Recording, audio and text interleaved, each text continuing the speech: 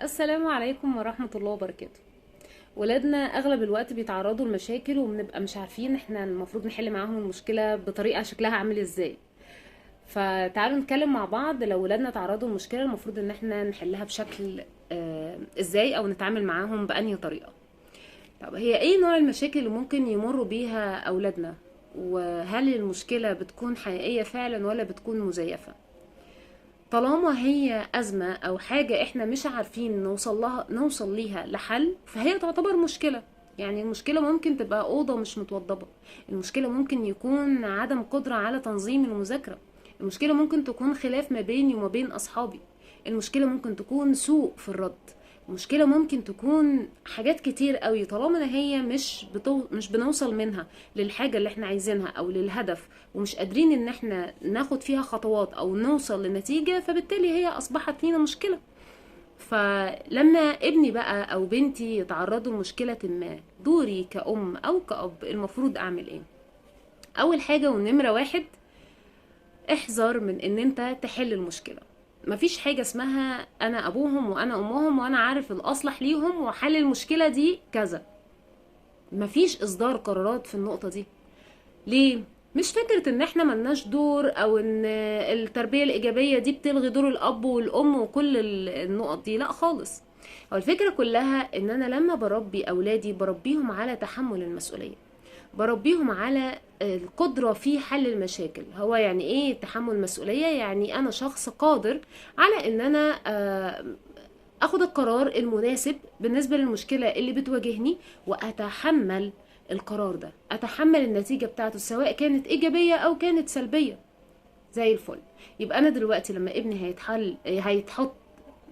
ابني هيواجه مشكلة ما، مش مطالبة في ان انا احلله المشكلة بشكل مباشر. لكن المفروض ان احنا نعمل معاهم ايه؟ نمرة واحد، احنا نقعد مع بعض ونشوف هو ايه اسباب المشكلة. ممكن المشكلة دي تبقى اوضة مش متوضبة، فهل انا المشكلة دي سببها ان انا برمي كل حاجة في اي مكان، ما برجعش الحاجات اماكنها، ما بعملش يعني زي نظام كده، هحط مثلا هدومي في الدولاب فبنظم الدولاب وانا بحط الهدوم، هذاكر فبعد ما بذاكر بنظم الورق او الكتب بتاعتي، بعد ما بصحى من النوم بوضب السرير بتاعي، بعد ما بغير هدومي بحط كل حاجة في مكانها، الهدوم اللي مش نظيفة في الغسيل، هدوم البيت اعلقها. يعني مهما كان ايه النظام اللي موجود، هل انا مش بلتزم بان احط كل حاجة في مكانها؟ فده بيعمل فوضى في اخر اليوم في الأوضة. فاذا هي دي الاسباب.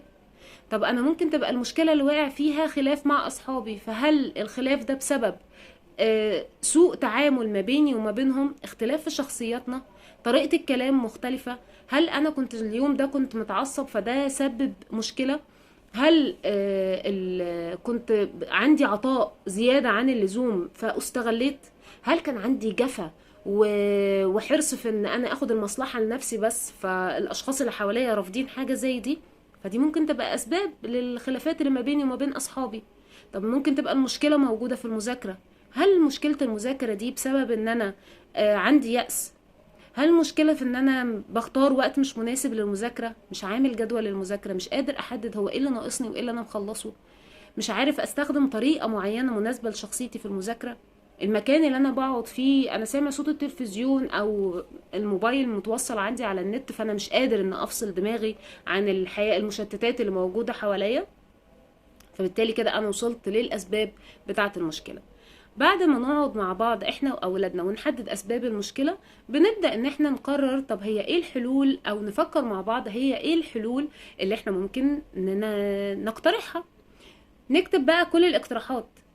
ابنك هيقول اقتراحات وانتي هتقولي اقتراحات، ولو والدكم لو الوالد يعني مشارك في القعدة دي هو كمان هيقول اقتراحات.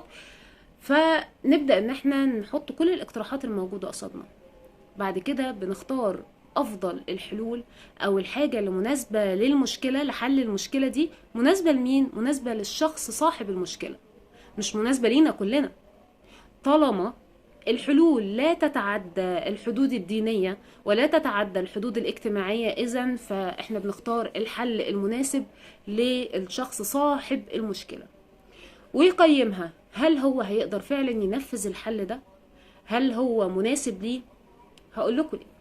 عشان احنا كأولياء امور الاقتراحات اللي احنا هنحطها هتكون مناسبة لشخصيتنا احنا، هتكون مناسبة للتجارب اللي احنا مرينا بيها، هتكون مناسبة للأيام اللي احنا عشناها وشفنا هو الحلول بتاعتها دي بتبقى شكلها عامل ازاي. فهي دي اللي تنفع مع المجتمع اللي احنا عايشين فيه ومع الناس اللي احنا بنتعامل بيه، بس هما في زمن غير الزمن اللي احنا عشنا فيه.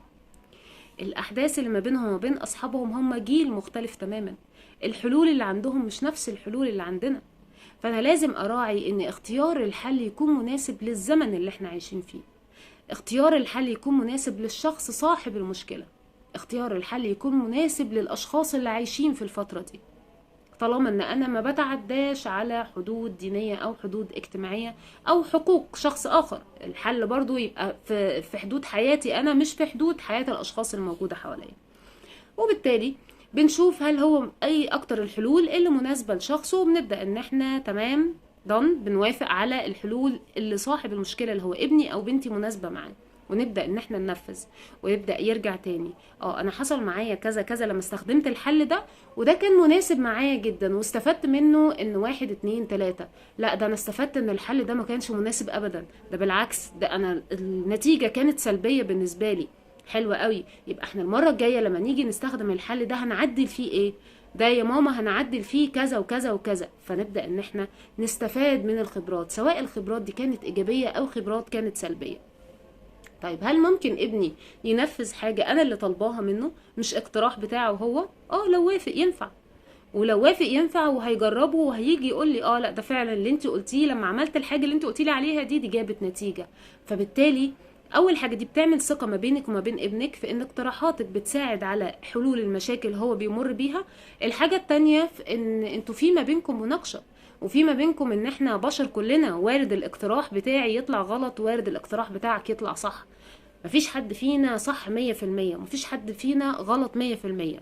في حل مناسب للموقف وللزمن وللشخص وللأحداث اللي موجودة، ومناسبة ننفذها أو ما ننفذهاش.